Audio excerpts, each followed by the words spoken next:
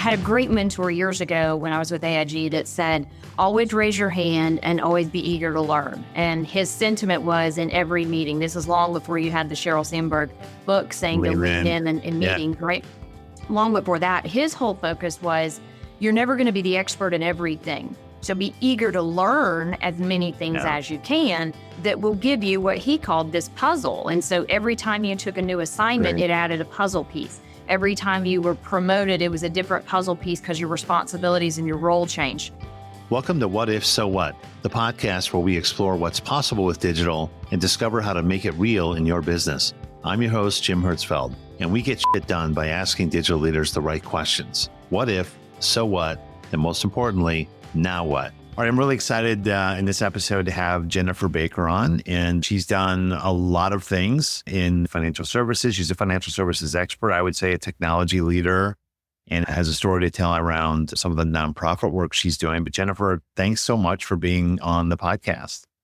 Absolutely. Thanks for having me. I have been a fan, and I feel like there's some big shoes to fill, so I'm going to do my part. All right. Well, it's pretty easy, and you have a great story. I want to hear about it, but tell us a bit about your background. What led you, maybe not to this moment in your life, but what have you done in your career? Kind of what drove you through it? What guided you through? What kind of got you here? I'd love to hear that background for everyone. Yeah, absolutely. So I've been in financial services, like you said, for a number of years. That was not an intentional decision on my part. It actually was the industry that I started with when I graduated college. And so started as my first job out of college with a very large insurance conglomerate that everyone's probably familiar with in New York, where I was in their aviation insurance division, which seems nothing similar to the technology management degree that I have. But it was the first job. And so I had an opportunity at that point to learn a lot around the insurance product set, a lot around fractional ownership, which is very common in the aviation space. I transitioned from there into another financial services organization, which was a top 20 bank. And so roles and responsibilities there were around learning the retail banking space, obviously a lot around customer experience and customer journeys. While I was there, they purchased and did a acquisition of another bank, financial institution on the West Coast. And so had an opportunity to be part of their merger and acquisition team and do training and coaching for state of California and state of New Jersey.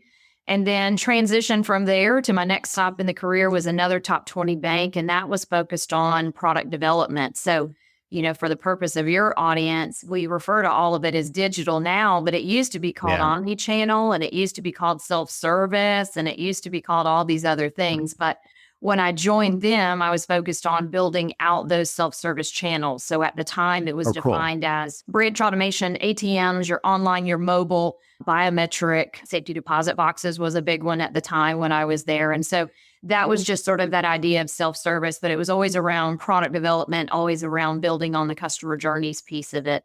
And then my last role, I joined a small community bank and was focused on their recruiter when they reached out, said, hey, we're getting ready to do a similar journey and experience associated with overhauling their entire self-service channel set.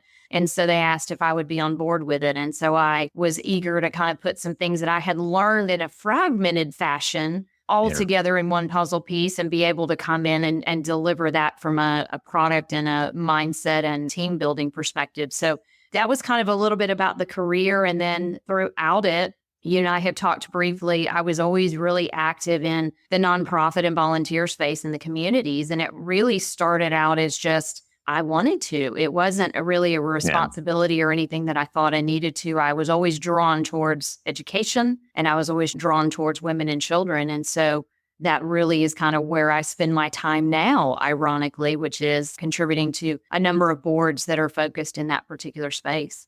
Oh, that's really cool. I mean, you've done a lot of different things. I wonder if you were like me. I remember early in my career kind of thinking, do I have to be a specialist? Should I be a generalist? Should I accumulate this knowledge? And it's interesting how those experiences, you build competencies you didn't even know existed, or you didn't know you had a talent there, you know, this sort of like hidden reveal, right? This reveal of all these kind of talents. So I love that. And I think you're probably challenged and probably ready to just jump in and learn. It sounds like you're a lifelong learner.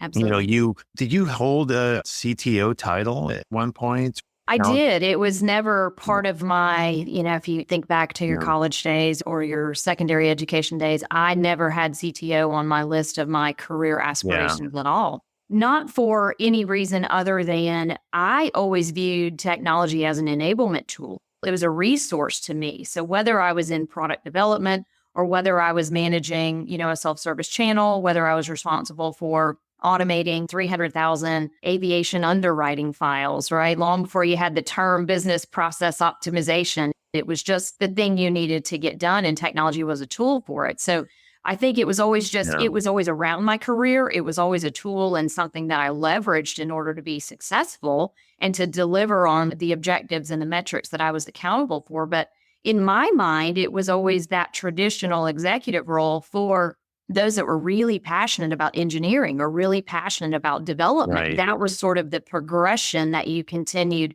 to go towards. And so to me, it was never on my radar because I was always on the business side, solving Right. something different and leveraging technology and technology partners. But it was never without a traditional engineering and development background. That just wasn't something I was actively charging towards, candidly. Yeah, I mean, I think that's what most of us think about. You think of a CTO as sort of the chief nerd. I say nerd very endearingly as a nerd, but No offense taken. But I think your approach, your story is kind of solving one problem after another. And the great thing about technology is we're always presented new technology. There's always real life business problems to solve. But it sounds like you really focused on the business and focused on getting stuff done. And is that sort of the approach, do you think, that made a difference in your career? Did you compare yourself to maybe folks with an engineering and development background? Or did you just not even think about it and say, you know what, I got a problem to solve, I'm going to GSD? I was focused on the GSD, honestly. Yeah. It was always about whatever the problem in front of me was and what are my options. I had a great mentor years ago when I was with AIG that said, always raise your hand and always be eager to learn. And his sentiment was in every meeting, this is long before you had the Sheryl Sandberg book saying to lean in and meetings, right? Long before that, his whole focus was, you're never going to be the expert in everything. So be eager to learn as many things as you can that will give you what he called this puzzle. And so every time you took a new assignment, it added a puzzle piece. Every time you were promoted, it was a different puzzle piece because your responsibilities and your role changed. Every time you were tasked with a different project or a different product or service that you needed to bring to market, his lens was always as another piece of the puzzle. And so ironically, I have kind of a funny story around how my puzzle ended up in a CTO role that I'm happy to share. And that is, I had my boss at the time. He came to me and he said, I want to blow up the technology team. And at first hearing that, I thought, I'm not sure I'm on board with that. I don't know what that means. And so certainly there was a lot of discussions that took place around it. What he meant by that was building out very results over recognition and a very KPI business-minded business unit. And so where that stemmed from is the team at the time, before I took over, had built out really maybe I'll call it an IT black hole. So they would interact with the lines of business. They would get what they perceived to be the requirements, but the solution was really whatever the path of least resistance was for the technology team to deliver. And so oftentimes that would create a little bit of friction between your lines of business and your technology teams, because that's not exactly what I thought it was. And so unfortunately, there hadn't been a lot of focus and time from the technology team perspective to say, help me understand your product, help me understand your line of business, help me understand where your pain points are, and help me understand, what do you define success as? Because oftentimes, once you could start those discussions, they would tell you what they needed. You didn't have to be this epiphany of, Albert Einstein that came up with what their solution was. They knew their business. So there was some comfort. And that was, I would say, probably a difference in the approach that I took, which was I was never going to know all of their lines of business. I wasn't the subject matter expert coming to them, but I was coming in to say, hey, I think my team that I'm responsible for has let you down. And I think that we can build something better. Can we work together? Tell me what's broken. Tell me how that feels like. And focused on the internal customer dynamic of it. And that's really what he was referring to when he said blow it up. It was moved from a delivery team that didn't really understand the whys and the hows and the products and the services and the growth objectives.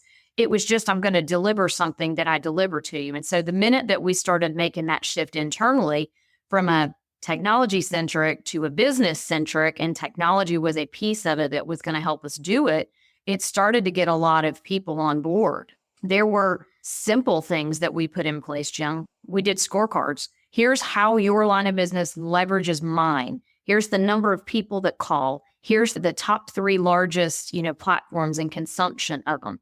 And when you start feeding all of that information to say with full transparency, I don't know how we're going to do this, but I can tell you that this is how we interact between the 2 teams right now. A lot of the barriers and a lot of the walls start coming down to go, if you can help me make my goal, I'll tell you and plug you in any meeting that you need. And so I'm learning their business, but they're learning the technology business. And the common thread throughout is every business leader wants to have growth, whatever you define growth as. Right. So it was painstaking, but it was necessary to add a different lens to it because you can't blow it up and keep everything intact. You got to be aggressive with what you blow up, right? Wow. There were about 10 stories in there, Jennifer. And I'm hearing like a leadership story. I'm hearing a measurement story. I'm hearing a change management story. Gosh, the thing that stuck out to me, I'm just thinking your situation and similar situations. I'm thinking of situations I'm in where just getting everyone to start rowing the same way, right? Or rowing in the same direction. So we could probably dig into that for a long time. But you said a couple things that up front, it kind of really stuck out to me. First, the puzzle. From a career perspective, you're building a puzzle about your life or your career, right? You don't even know how many pieces there are. There's no box to look at. That's right. And it just sort of happens. But again, as long as you keep going and add the puzzle pieces, it'll eventually make sense as long as you keep adding the puzzle pieces. So there's a great metaphor in there I hadn't heard before. You talked about outcomes. I think it's such a great way to get teams to think about technology differently because I've seen this. I've been in technology for 30 years now. And we're all enamored by the technology. I think that's the biggest problem with technology. We see the easy button or the pixie dust, like AI. We could talk about AI forever on this one, right? Oh my gosh, the AI is going to do it. This is finally the solution I've been looking for. So I love that focus on outcomes. I heard a story recently about being busy as being the new procrastination, which is counterintuitive, but people stay busy. They like to stay occupied, but they're actually kind of procrastinating something else or putting something else off. And that focus on outcomes makes sure you're busy on the right things. So gosh, so much in there, Jennifer, in that story. But I'll kind of build on that puzzle piece because I think you said you didn't really set out to become this technology leader. You didn't know that that was a piece in your puzzle. And so you were sort of an accidental leader potentially, right? And maybe an accidental role model. Yeah. And that's something I know we've talked about before, but I looked up some of these statistics. And by the way, my daughter is 2 years into her IT career. So I'm very proud of her. Fantastic. And so I'd love to hear these stories and translate them to her. And by the way, I'm going to keep going back. I'm going to see her tonight. I'm going to tell her about the puzzles. I love it. I love it. But I looked this up. Women make up only 25% of the tech workforce, which is, I didn't really know where that stood. It's a little lower than I had expected. 11% of executive roles and only 8.3% of CTOs are women. And that, the numbers just get worse and worse as we dig in. But, I think that certainly creates a lot of challenges, maybe created challenges for you. Maybe you were just too busy GSDing, to care. But, I'm conscious of those challenges for my daughter. But I think it becomes a challenge for companies and then the customers that they serve. I mean, I'm trying to be an ally, but help me out. What challenges do you think that creates for our businesses, for our society? Yeah, before I kind of jump in on that, I might make just an interesting point. And that 8% as female CTOs has been that number or close to it. It will go up a little or down a little. It never really moves dramatically. Mm-hmm. So when you couple that with, I just looked at the 2024 McKinsey Women in the Workplace study. What's interesting about that is we're not really moving and progressing with our internal ally and DE&I efforts enough to offset what's happening from an economic standpoint. So we all know it's very well publicized. We lost a lot of women in the workplace with the pandemic hit for a variety of reasons, right? Work-life balance was one of the bigger ones if they had children. You now look at that study in 2024, now years later, post-pandemic, and an interesting tidbit on this year's survey is that it's middle management that predominantly at the female level was lost. So think about that for a second. If that 8% at the CTO level has been that way for a good portion, you've now lost women overall across all job roles and segments and categories and tiers. In the pandemic, you now are coupling that you're losing this middle tier. From an ally perspective, I would say get out and get involved. You're doing your part with your daughter and making sure she's got opportunities. Is she connected? Is she talking to her friends? Is she in forums and associations that are focused on infusing as many women at every level into the workplace as you can? Because that middle tier, sadly, was our future senior tier and our future C-suite tier. And so that for me was kind of an interesting and scary aha moment, is that if you don't flood enough volume into it with having very tailored and very structured and very intentional programs to nurture women throughout that career life cycle, you're going to continue to see at some segment, every report's going to have some diminishment. So I just think it's helpful context. I know that from being in the CTO space, you know that as a result of looking at the study, but I think it's interesting for your audience and your allies to recognize